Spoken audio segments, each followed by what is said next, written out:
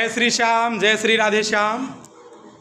पौष पुत्रदा एकादशी के उपरांत माघ मास में कृष्ण पक्ष में आने वाली इस एकादशी को खटतिला एकादशी कहते हैं। तिल स्नान, तिल का उबटन, तिल का हवन, तिल का तर्पण, तिल का दान, तिल का भोजन इत्यादि जो है इसके नियम होते हैं। इन नियमों का पालन करके सभी पापों से, सभी कष्टों से जो है मुक्ति पाई जा सकती है। एक समय दालभ्य ऋषि ने जो है इसका एक वो उपाय बताया था सबको, वो सब आप सुने और कथा का विशेष महत्व होता है। कहते हैं जो भी दुनिया के नरक में फंसे हुए लोग होते हैं उनको इससे जो है मुक्ति की प्राप्ति होती है। इस दिन जो है चंद्रमा को अर्घ्य इत्यादि भी देनी चाहिए। तो कथा ऐसी है। एक समय नारद जी ने भगवान श्री विष्णु से यही प्रश्न किया था और भगवान ने जो खटतिला एकादशी का महात्म्य नारद जी से कहा था सो मैं आप सबसे कह रहा हूँ। भगवान ने नारद जी से कहा कि हे नारद, मैं तुमसे सत्य घटना कहता हूँ, ध्यानपूर्वक सुनो। प्राचीन काल में मृत्युलोक में एक ब्राह्मण और ब्राह्मणी रहते थे। वह सदैव व्रत किया करते। एक समय 1 मास तक व्रत करती रहती। इससे उसका शरीर अत्यंत दुर्बल हो गया। यद्यपि वह अत्यंत बुद्धिमान थी तथापि उसने सभी देवी देवताओं या ब्राह्मणों से निमित्त अन्न या धन का दान नहीं किया था।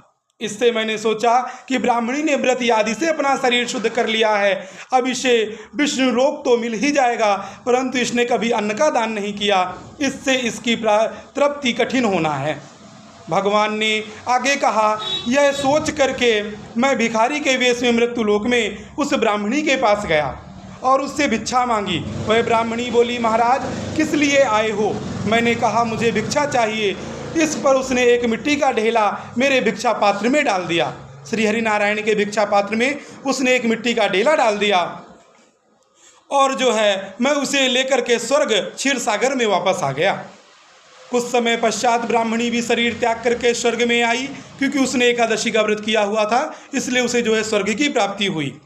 और वह जैसे ही स्वर्ग पहुंची उस ब्राह्मणी ने मिट्टी का दान करने से स्वर्ग में सुंदर महल मिला, परंतु उसने अपने घर को अन्नादि सब सामग्रियों से शून्य पाया। उस महल में उसे भोजन सामग्री नहीं मिली। उसने मन में सोचा इसका कारण क्या है, इसका क्या कारण हो सकता है। इस पर मैंने कहा, पहले तुमने अपने घर जाओ, देव स्त्रियां आएंगी तुम्हें देखने के लिए। खटतिला एकादशी का पुण्य की विधि से सुन लो, तब द्वार खोलना। मेरे ऐसे वचन सुन वह अपने घर गई और खटतिला एकादशी के महात्म को जानकर के सुना और फिर द्वार को खोल दिया। देवांगनाओं ने उसको देखा कि ना तो वह गंधर्वी है और ना ही असुरी है, वरन पहले जैसी मानुषी है। उस ब्राह्मणी ने उसके कथानुसार खटतिला एकादशी व्रत किया। इसके प्रभाव से वह सुंदर और रूपवती हो गई तथा उसका घर अन्नादि समस्त सामग्रियों से युक्त हो गया।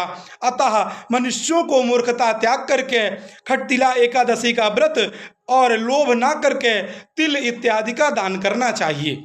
इससे दुर्भाग्य, दरिद्रता तथा अनेक प्रकार के कष्ट दूर होकर मोक्ष की प्राप्ति होती है। इस प्रकार खटतिला एकादशी का व्रत करके उसने मोक्ष को प्राप्त किया और जो उसे मिट्टी का दान किया था उससे दोबारा व्रत करने से और दान करने से वह पुनः जो है अन्न इत्यादि का जो है प्राप्त किया और वह स्वर्ग में सुखों को भोग करके वैकुंठ में भगवान श्री हरि नारायण के धाम पे रहने लग गई।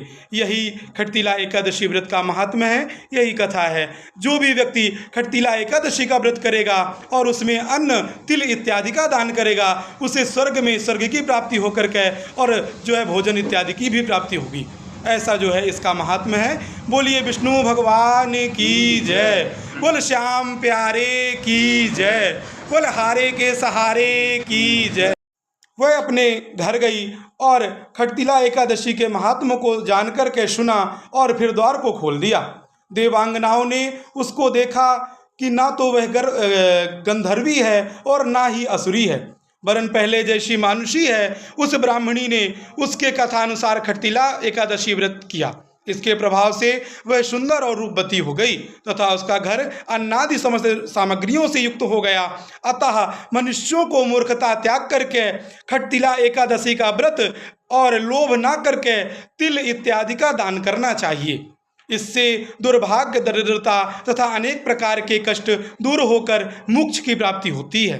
इस प्रकार खटतिला एकादशी का व्रत करके उसने मोक्ष को प्राप्त किया और जो उसे मिट्टी का दान किया था उससे दोबारा व्रत करने से और दान करने से वह पुनः जो है अन्न इत्यादि का जो है प्राप्त किया और वह स्वर्ग में सुखों को भोग करके वैकुंठ में भगवान श्री हरिनारायण के धाम पे रहने लग गई। यही खटतिला एकादशी व्रत का महात्म्य है, यही कथा है। जो भी व्यक्ति खटतिला एकादशी का व्रत करेगा और उसमें अन्न तिल इत्यादि का दान करेगा उसे स्वर्ग में स्वर्ग की प्राप्ति होकर के और जो है भोजन इत्यादि की भी प्राप्ति होगी। ऐसा जो है इसका महात्म्य है। बोलिए विष्णु भगवान की जय, बोल श्याम प्यारे की जय, बोल हारे के सहारे की जय।